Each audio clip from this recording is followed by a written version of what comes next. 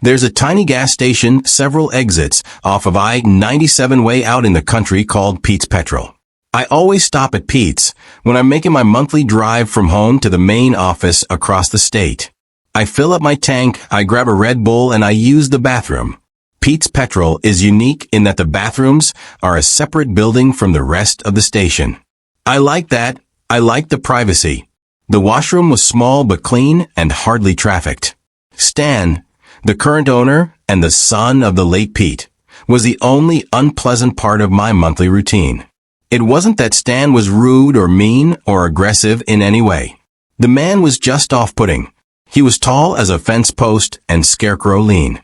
I don't think he got a lot of sun. Stan wore the same grease-stained set of blue mechanics coveralls every time I saw him.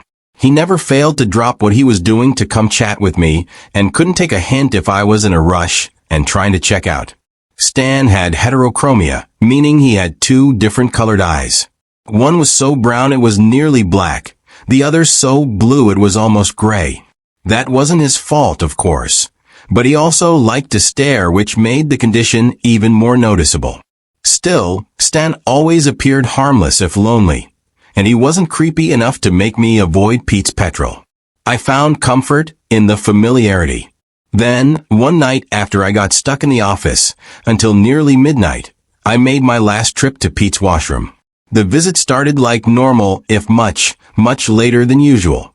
I popped into the station to ask for the key and got trapped in one of Stan's stories for nearly 20 minutes. Something about a hunting trip he went on. I was barely listening, all of my focus on my screaming bladder. Eventually, Stan released me and I sprinted across the parking lot. There were two washrooms in the small building, a men's and a woman's. Though so few people used the station, it seemed pointless to split them. Regardless, I used the key to let myself into the men's room. It was tidy, though there was a sour odor I couldn't place. There were two stalls and two urinals, but only one sink. Someone had broken the mirror since my last visit. A great spiderweb of cracks slithered out from the middle. I made my way to a urinal and stopped. There was a stain on the white porcelain, a dark red ring of something like rust. I frowned. It was unusual for Stan to leave the washroom less than pristine. There was the issue of the lights as well. They were dimmer than normal, casting jagged shadows on the tiled floor and white walls. I shuffled over to the second urinal, which was in perfect condition. After I was done, I flushed and moved to the sink. Just as I was washing my hands, I felt a rumble in my stomach. That cheap burrito from the food truck outside my office I'd eaten for dinner was going rogue. I shook my hands, mostly dry, and paused when I saw the splatter against the mirror. It was hard to tell in the gloomy light, but the droplets from the water appeared to have a red-black tint. I wiped my hands against my shirt and prepared to turn on the sink again to check the water. Then the rumble came again, more urgent this time, my guts twisting with necessity. I shot into the first stall, fighting with my belt like it was sealed with a combination lock instead of just a buckle. I managed to get in position just in time. 15 minutes later, I was washing my hands again when the water went completely red. I yelled and pulled back. The fluid was thick and stickier than water. I dried my hands as best I could and went back to the stall to check the toilet. Sure enough, the bowl was filled with crimson. I flushed on reflex, and there was a gurgling sound. There was some kind of backup. I'd seen it happen before at Pete's. The place was so remote that it wasn't hooked up to any municipal wastewater. The station and its washroom had to be on a well and septic system. Those were static and had a tendency to get overwhelmed easily. I watched the red water swirl down the toilet. When the bowl began to refill, I screamed. The water was still red, but now it was full of bits and pieces of flesh and bone and muscle. I recognized a full human finger first, then, even worse, an eyeball. I threw up and then backed out of the stall. The parking lot seemed so much larger and emptier as I ran for my car. For a terrible stretch of seconds, I couldn't find my keys. They were in my pocket right where I left them, though, so in a moment I was in the car and then peeling out of the parking lot. The last thing I saw of Pete's Petrol was Stan watching from the window with a confused look on his face. I'm pretty sure I held my breath until I was a mile from the station. I was just starting to relax when I glanced in my rearview mirror and saw a tow truck rapidly approaching. Within a few seconds, Stan's face came into view as he hunched over the wheel, snarling.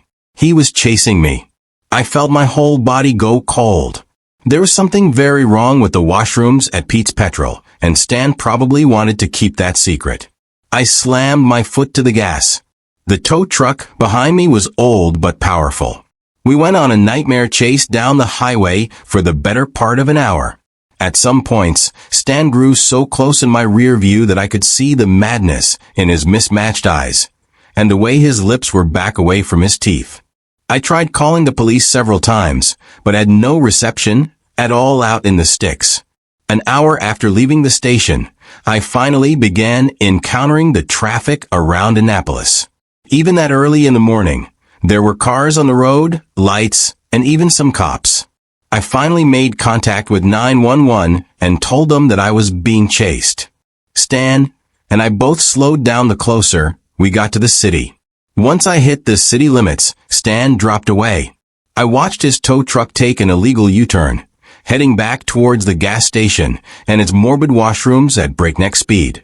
I pulled over, still on the line with 911, and waited. The cops sounded skeptical when they found me on the shoulder of the road, but I was able to convince them to follow me back to Pete's Petrol. When we reached the station, I felt my stomach twisting for new reasons.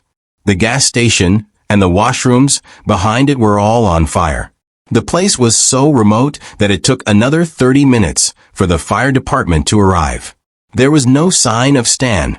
Once the blaze was finished and more cops arrived, they started looking around. I showed the officers the bathroom and the grisly things in the toilet. They finally believed me then. A crew got into the septic tank and discovered a horrific scene. A dozen dead bodies were crammed into the disgusting space. The investigation is ongoing, but I got the basics from a cop while I was giving my statements. They believed that Stan was a killer. He'd been stuffing bodies into the gas station's large septic tank for years, with no one the wiser. Finally, between the decaying corpses and excrement, the tank clogged and began to flow back into the pipes that connected it to the washroom. The red water I'd seen was blood and bone marrow, and every other kind of rot from a submerged body. The chunks of flesh were a kind of backwash. Stan is still out there. They never caught him. I wonder often if he blames me. I was the one who made the discovery, the one who found the dark sickness in the washroom. Anytime I see a tow truck now, I watch it carefully. I look for mismatched eyes and the madness behind them.